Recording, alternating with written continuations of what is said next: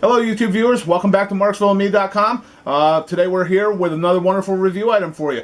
Today we're reviewing the AGPtek electronic caliper, and this is the case that it comes in, a nice hard body plastic case to help protect your electronic caliper. As an electronic item, you want to make sure that it's protected at all times. Because it does deal with sensitive measurements. You don't want to be banging it around and stuff like that. It's similar to other equipment out there that's electronic, or even stuff, other equipment like levels and stuff like that. You just don't want to bang them around because of the sensitivity of them. You don't want them to mess with the intricate parts of it that make everything so accurate on it. So anyway, this is the actual caliper here.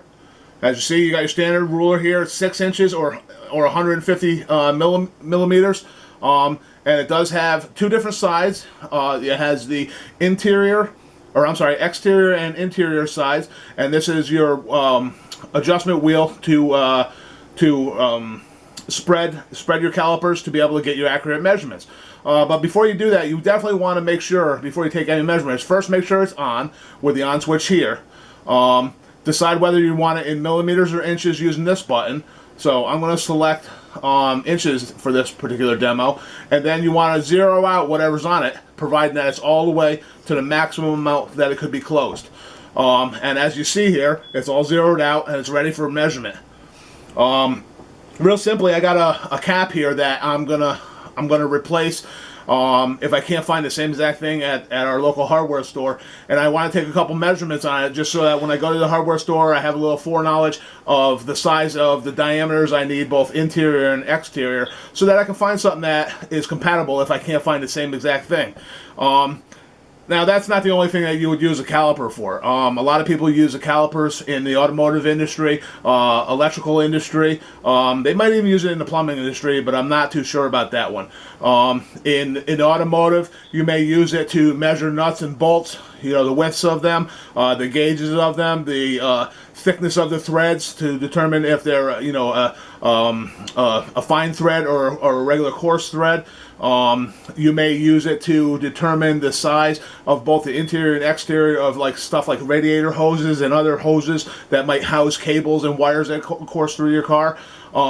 In electrical work, again, you're going to use that a lot of times for piping and stuff like that, for going in through your walls and stuff like that. You want to make sure you get pipes and tubes that are the same size, so you're going to make sure you take measurements that are coming out accurately, and you want them as accurate as possible to prevent stuff from getting inside of those pipes and stuff like that, and damaging the products that are within. To take measurements of the exterior of an item, what you're going to want to do is, like I said, zero it out, just roll it down. I'm going to roll it down beyond the size of my lid here, and I'm going to try to center it as much as I can by eyeballing it. And then I'm going to push the dial up on it to lock it into place. And if you see there, it pretty much looks like it's centered right in there.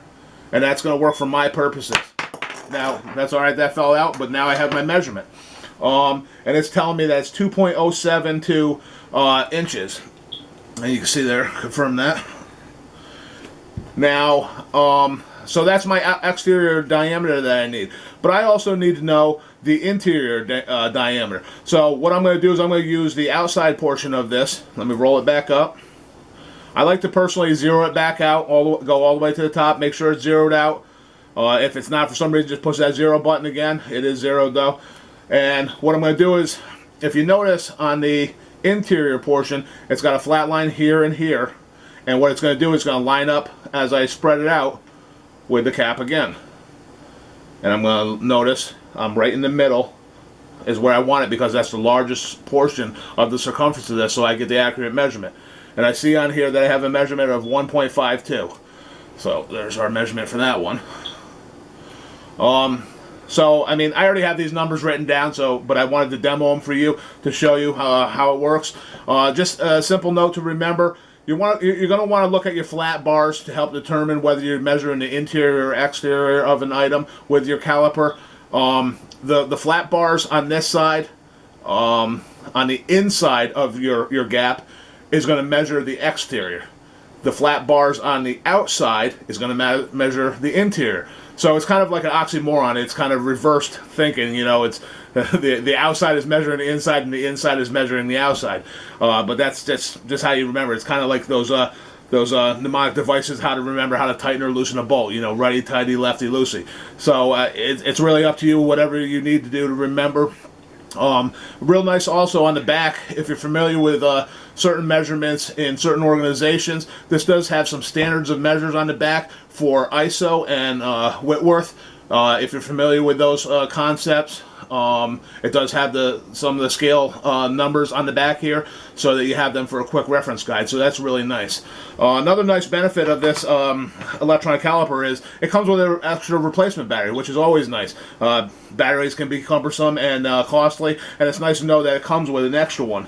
It also comes with you know, a pretty thorough, even though it's only one page, a pretty thorough instruction leaflet, and kind of gives you the how-tos and different types of measurements you can take with it, and even a couple troubleshooting things on there in case something's not working properly with it. And most of the time that's due to battery failure. And to access your battery, it's right here in this little, there's a little grooved spot there, and you simply slide it down.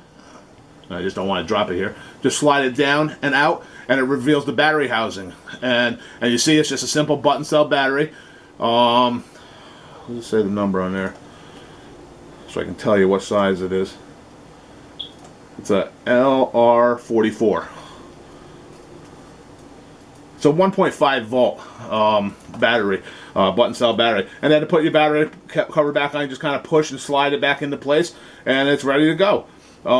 As I said, this is the electronic caliper, and it's by the AGPtek corporate company, and it's a really great item. If you're interested in checking out about it, check out the link in the description below. And I thank you for stopping by today at MarksvilleandMe.com. Hope you enjoyed this video, and if you did and want to see more content like it, please like, subscribe, and share. It'd be much appreciated. Thank you, and have a wonderful day. Bye.